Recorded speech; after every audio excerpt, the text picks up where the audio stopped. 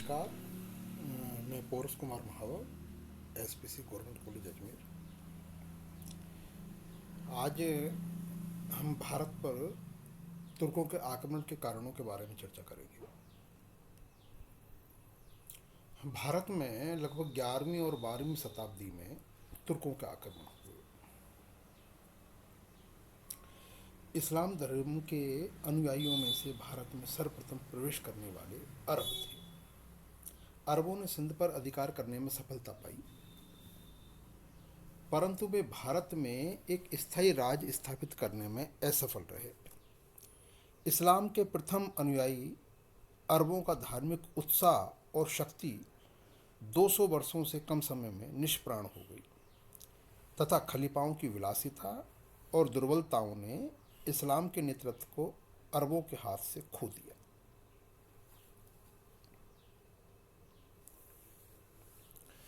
पहले ईरानियों ने उस नेतृत्व को अपने हाथों में लिया, उसके पश्चात इस्लाम का नेतृत्व तुर्कों के हाथ में आ गया। भारत में इस्लामी राज को स्थापित करने का श्रेय तुर्कों को प्राप्त हुआ। तुर्क अरब और ईरानी दोनों से भिन्न थे। उनमें न तो अरबों जैसी समझदारी थी और न ही ईरानियों जैसी सुसभ्यता। उनकी बुद्धि और व्यवहार का मुख्य आधार उनकी तलवार की शक्ति थी। वह अत्यंत भौतिकवादी और पूर्ण व्यवहारिक थे। मंगोलों से उनके दूर के संबंध थे और उन्हीं की भांति वे समय समय पर सभी मानवीय भावनाओं को भुलाकर अत्यधिक क्रूर हो जाते थे। वे इस्लाम के नवीन अनुयायी थे। इस कारण वे अरबों और ईरानियों की तुलना में अधिक धर्मांध थे।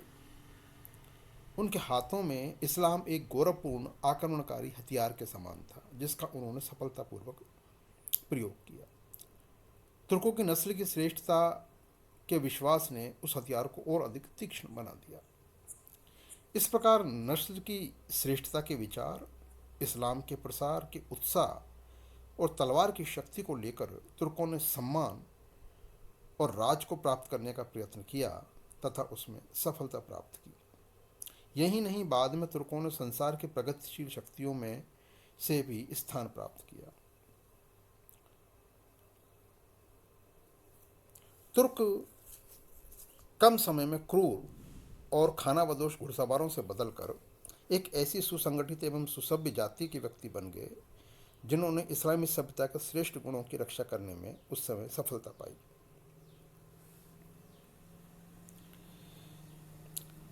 8वीं सदी में तुर्कों ने मध्य एशिया से हटना प्रारंभ किया और एक के बाद एक सल्जूक, गिज, खिताई, इलवारी, करलूग आदि विभिन्न तुर्क जातियां इस्लामी प्रदेशों में प्रवेश करती चली गई और जहां उन्होंने अपने अपने स्वतंत्र राज्य स्थापित किए।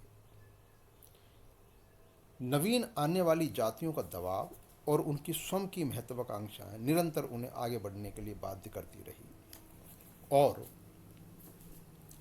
धीरे धीरे ईरान, इराक, अफगानिस्तान और अंत में भारत में उन्होंने प्रवेश किया और अपने राज्य की स्थापना की।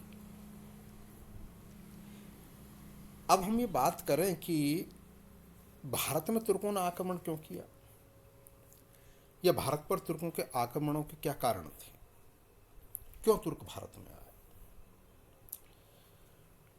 इस संबंध में इतिहासकारों ने भारत पर तुर्कों के आक्रमणों के भिन्न भिन्न मत प्रकट किए हैं। क्योंकि महमूद गजनवी ने भारत पर 11वीं शताब्दी में आक्रमण किया और आक्रमण करने के बाद में उसने भारत से बहुत सारी दौलत बटोरी और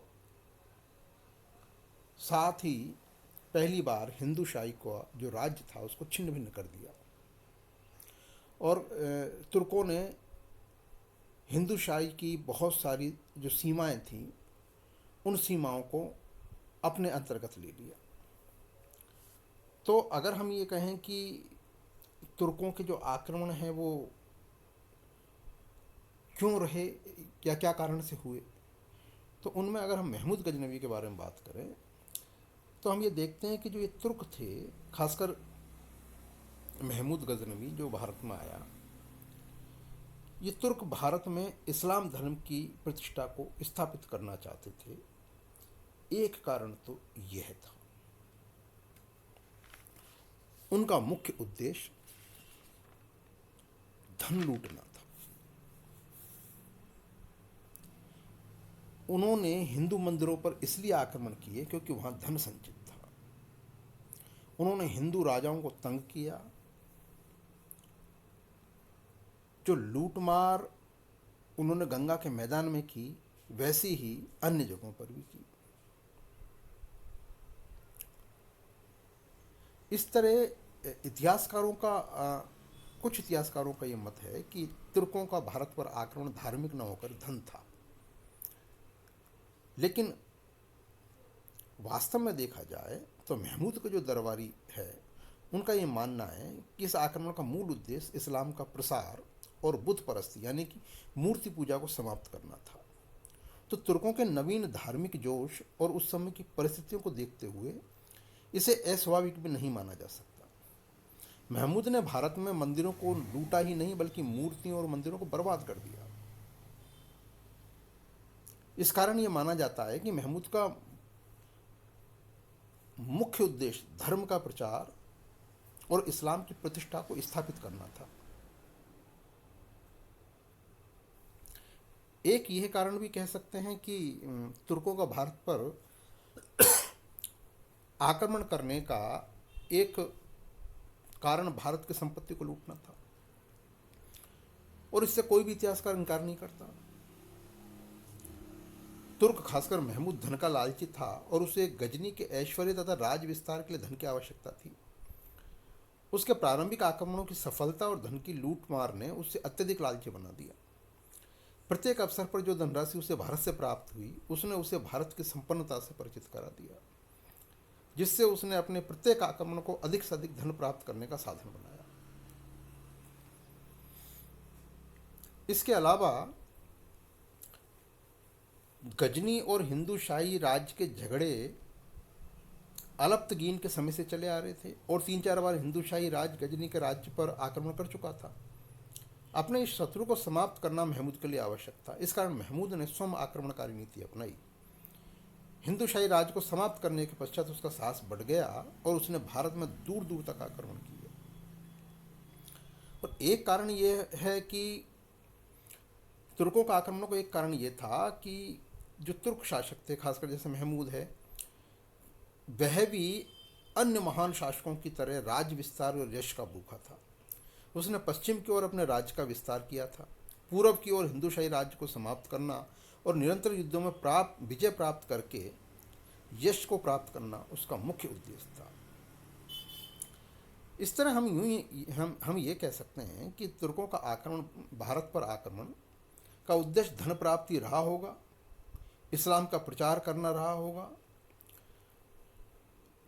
प्राचीन काल से भारत के मंदिर हिंदुओं की सामाजिक आर्थिक गतिविधियों का केंद्र रहे हैं। मूर्तियों के साथ साथ इन्हीं मंदिरों में सोना, चांदी, हीरे जवाहरात रखा जाते थे, इसलिए उनके धन संबंधी महत्व से वो अच्छी तरह परिचित हो चुके थे। और इस प्रकार भारत में आक्रमण करने का एक मुख्य उद्देश्य इस्लाम के प्रसार के साथ साथ धन प्राप्त करने का भी था, जिससे मध्य एशिया में विशाल तुर्क साम्राज्य की स्थापना कर सके।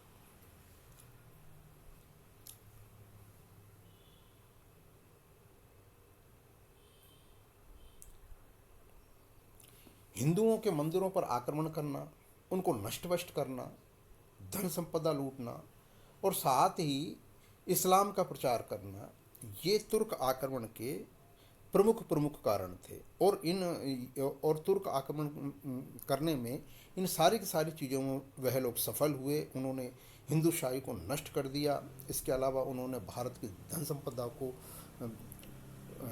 खूब लूटा, मंदिरों को नष्ट भ्रष्ट कर दिया और साथ ही इस्लाम का प्रचार और प्रसार किया और एक तरीके से इस्लामिक राज्य की पूरी तरीके से स्थापना कर डाली।